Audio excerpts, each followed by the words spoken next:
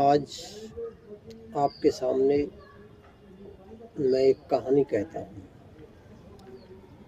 एक बार भरतपुर ज़िले में एक नुमाइश हुई थी।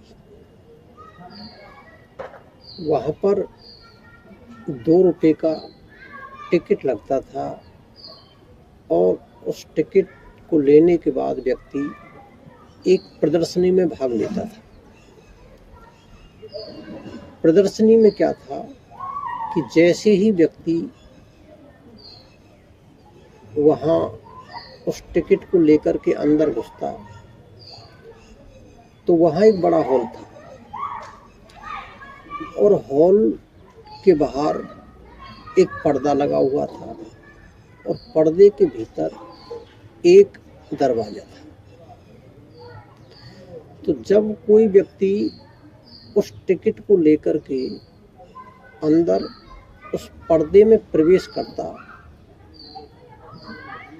तो बाहर से तो कोई उसको देख नहीं पाता क्योंकि पर्दा गिर जाता था, लेकिन जैसे ही वो व्यक्ति उस दरवाजे में प्रवेश करता उससे पहले दहलीज पर यह व्यवस्था कर रखी थी कि जब कोई व्यक्ति दहली पर पैर रखेगा तो दहली पर पैर रखते ही ऊपर से उसमें पनाह पड़ती थी और पनाह जब पड़ती और व्यक्ति अंदर जाता तो देखता कि उसमें कुछ नहीं, केवल खाली कमरा था।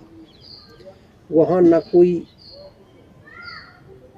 आनंद देने वाली कोई वस्तु थी, न कोई मनोरंजन करने का साधन था। बिल्कुल सुनसान, वहाँ कुछ भी नहीं उस कमरे में।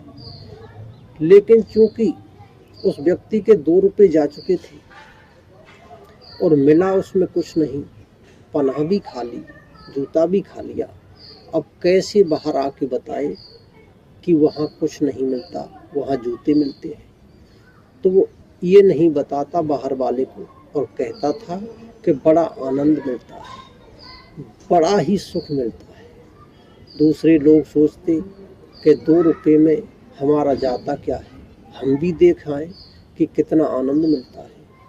तो इस प्रकार वहाँ प्रत्येक व्यक्ति जाता और जूते खा के वापस आ जाता, लेकिन मुस्कुराता जरूर।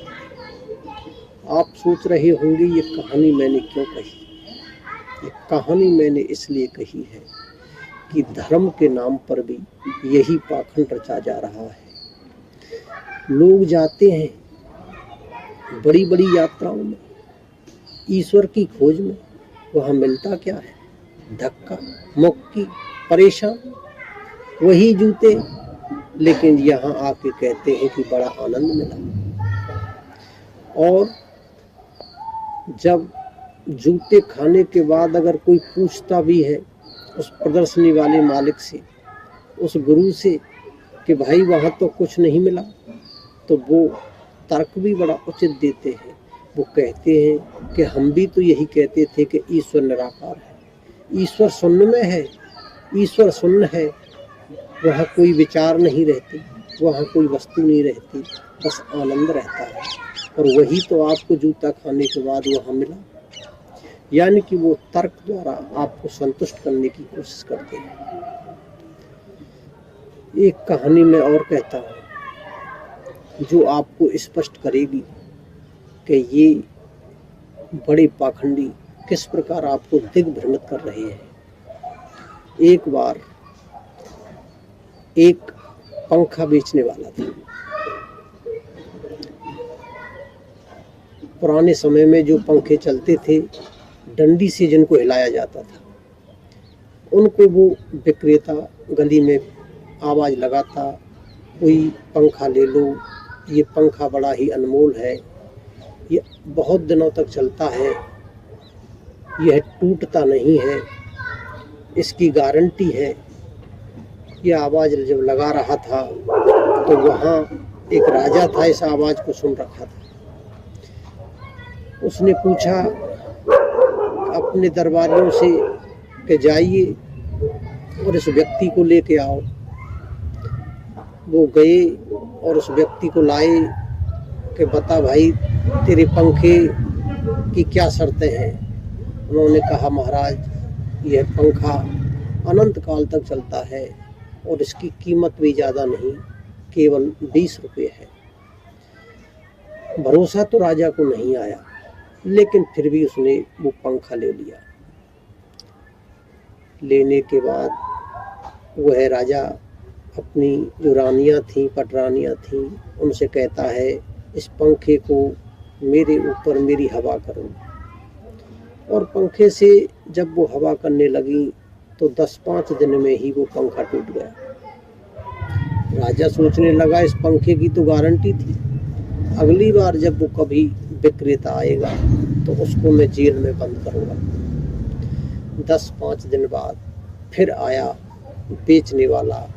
जब आवाज़ राजा ने सुनाई दी तो उसने अपने सैनिकों से कहा कि उसको बुला के लाओ। उसको बुला के लाया गया। राजा ने पूछा कि तुमने तो गारंटी ली थी कि यह अनंत काल तक चलता है, यह तो तुम्हारा पंखा 10-5 दिन में ही टूट गया। तो देखिए पंखे वाले ने क्या कहा कि महाराज, आप ये बताइए कि आपने उस पंखे को चलाया कैसे था। राजा ने कहा, जिस प्रकार पंखे को हाथ में पकड़ा जाता है और उस हाथ को उसके माध्यम से पंखे को घुमाया जाता है, हमने तो इस प्रकार चलाया। पंखे वाले ने कहा, आपने यही तो गलती कर दी, पंखे को चलाने का तरीका गलत है आपका, इसलिए वो टूट गया। राजा ने पूछा, तरीका क्या है? तरीका ये है कि पंखे को हाथ से पकड़ा जाता और सिर को हिलाया जाता, तो मेरी गारंटी है कि पंखा कभी नहीं टूटता। आप सोच रहे होंगे ये कहानी मैं क्यों कह रहा हूँ। मैं ये कहानी इसलिए कह रहा हूँ कि ये धार्मिक पाखंडी आपको जो रास्ता बताते हैं वह रास्ता इतना कठिन बताते हैं, और जब आप उस रास्ते पर नहीं चल पाते, जब आपको आनंद की अनुभूति नहीं हो पाती, तो ये आप में ही दोष लगा देते हैं। जबकि सच्चाई तो ये है कि इनके पास खुद इन्हें ज्ञान नहीं उस परमात्मा का।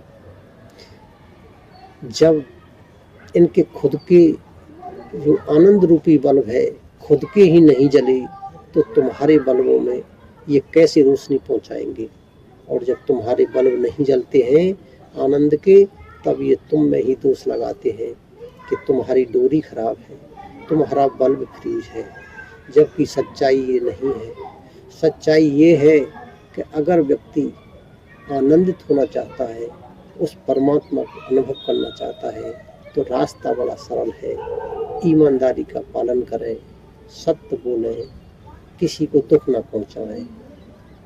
मेरी बातों से आप समझ गए होंगे इन बाबाओं के बारे में। आज के लिए इतना ही। धन्यवाद।